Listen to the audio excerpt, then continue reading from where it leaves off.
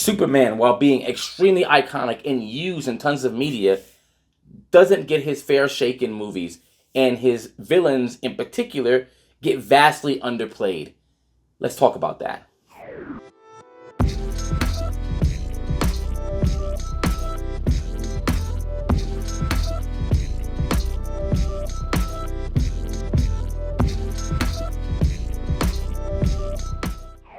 Hey, what's going on, Nerd fam? It's your boy Gershon. I want to welcome you to Enter the Nerd. Today, I want to talk about Superman. Now, I already made a video talking about or reacting to some of the things in the trailer, and also like just what our thoughts were about the movie so far. Now, this is kind of an extension to that because I wanted to say that even going from Zack Snyder's Superman to this, and mind you, I'm not a Snyder fan as far as the Justice League movies and all that. I'm not a fan of what he did with the characters there either. But at the very least, I can say that his Man of Steel movie was a Superman movie. It was. But what seems to be lost is who Superman actually is and what his villains actually mean to him and what they offer. And I can't help but think that we're about to have a repeat of that because it looks like a lot of these studios and maybe these creators think that his villains are just physical threats to him. That's all they are. And that's not true. And I saw that back with Zack Snyder because when I saw Zod, right? Obviously, we've watched a lot of the older movies. We understand how important Zod is. If you actually read the comics, you understand how important Zod is. He's not just a Kryptonian that can match him. He also challenges his ideals because he is literally what Superman could be as far as how he views the world, how he could take over if he really wanted to. And in some iterations, he has a very close relationship to Jor-El, which means he's kind of like extended family. And that's something that we don't get too much of in Zack Snyder. We know that he knew his dad. We know that as an audience, but he doesn't understand that familial bond. And it's one of the reasons why he doesn't want to kill him. He's also part of that Kryptonian heritage that he looks to and goes like, damn, like he's like the last of what I really know. This is obviously before he sees Kandor and all that. Small city that Brainiac shrunk. I'll talk about that a little bit later on in this video. But Zod is that important, especially because in the comics, he's also a recurring threat, right? And he's also very strategic when it comes to things because he's a military genius. We really don't get much of any of that in the Zack Snyder thing. And matter of fact, when he kills him, you don't even understand why Clark has so much anguish about killing him. This is something that's built up very well in the comics, but it fell short here. And you just kind of got that basic, hey, I'm a Kryptonian, I want to terraform this planet to be just like Krypton, very basic kind of villain, right? Now, Zod is not in this movie, right? Luthor is. Now, Luthor is more than just a genius. He's somebody who doesn't like Superman because he's power that he can't control. He's intellect without empathy. Pretty much, Superman represents everything that he hates. And it also forces Superman to have a lot of restraint. Because let's just be honest, Superman is choosing to play by the rules and not just wipe him off the face of the planet. He's choosing to go by the law. He's choosing to not obliterate a lot of enemies that he can. And enemies like Luthor really challenge that part of him. The comics get that right. A lot of the cartoon shows get that right. But I struggle to see if James Gunn is going to get that right. Now, I'm not saying James Gunn can't tell a great narrative. I've seen him do it. I'm just saying there seems to be so much going on in this movie that I'm not sure if they're going to be able to land that. Even the aforementioned Brainiac. Brainiac makes Superman understand that it's not just about protecting individuals, but civilizations and cultures because of what Brainiac has done. I told you he shrunk that city of Kandor, which is a gigantic part of Superman's development later on, especially the Godfall storyline. So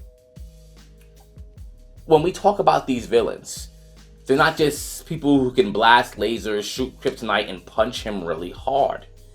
They all add something to his mythos.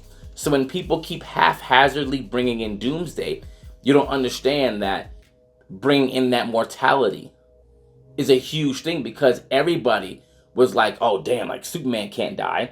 Even when they brought him in with Zack Snyder's thing and they mixed him in with Zod, that was such a terrible thing, because both of those characters mean so much. Yes, Doomsday's a killing machine, but he also just is the embodiment of death. And he has a story himself, which is tragic and really messed up and shows the rough sides of Krypton. That's also the thing, that he has to struggle with certain parts of his heritage not being so positive, even back on the homeland. That's something that we have not seen. Now, if they start making movies where Superman is allowed to grow within them, versus the studios going, we need to just get this straight to the Justice League and get to the billion-dollar films, we could really have some true longevity. The Superman they've chosen so far, this actor, is young enough to have the role for a while, but it won't mean anything if this character is not fully fleshed out and developed, which has been happening to, let's just say, a vast majority of the comic book characters and adaptations. They take the most surface level things and even make their villains, their rogues gallery, so paper thin that they don't actually add anything to their development. And this is something that I foresee happening here. Even with Darkseid, we saw that in Justice League. This is somebody who also challenges the way that Superman thinks. It's not just him being a threat, and it's also understanding that this is one of those villains that Superman needs to rely on other people to be able to help beat. So that's somebody who hopefully we don't see anytime soon, because that's someone who has to come much later, especially after, if we get a chance to see the Brainiacs, the Metallo, Metallo having that whole kryptonite heart, which makes him a particular threat for Superman. And even just understanding who Superman is, his ideals, how he really is more human than Kryptonian as far as his ideals and how he would interact with Batman. Because Batman had no family but money. Meanwhile, this guy didn't have a lot of money, but he had family. Being able to really explore those things. And just like how I was upset how in the Snyderverse, which a lot of it, I'll give Snyder a little bit of credit, there was a lot of studio interference. There was in his universe. But when I saw what his actual vision was when he revealed it, it wasn't that good either. It was still a bastardization of a lot of these characters anyway, right? But anyway, I feel like we're gonna get a lot of the same thing when it comes to these characters. And once again, I can't say for sure, like I said in the other video, but it just seems to be cramming a whole lot of things in, but not letting this character breathe. Give him a villain, make that a central storyline. Don't kill the villain, put it in the background, and then give him another problem to solve, another inner issue to be able to overcome. It's that slow burn that made comics excellent stories. A lot of people, the general public, hasn't read a lot of comics. That's okay. That's what these adaptations are for. They're to introduce those elements to these characters so people, when they see Superman and Batman, they can see more than just guys in tights and a cape that fly around or swing around buildings. They're actually well-developed characters that interact with their world differently after they face their biggest challenges. And they have to sometimes not just rely on punches and beams. There's other things inside of them. And Superman's a really, really good character for that, because even though people just kind of paint him as a Boy Scout, which he does have a lot of like strict ideals, he's someone who does struggle with, like, maybe just throwing someone through a wall who's criticizing him after he saved the world and put his ass on the line over and over and over again. He's like, really, like, who are you talking to at this point? It's what makes the whole injustice thing make sense when Joker does what he does.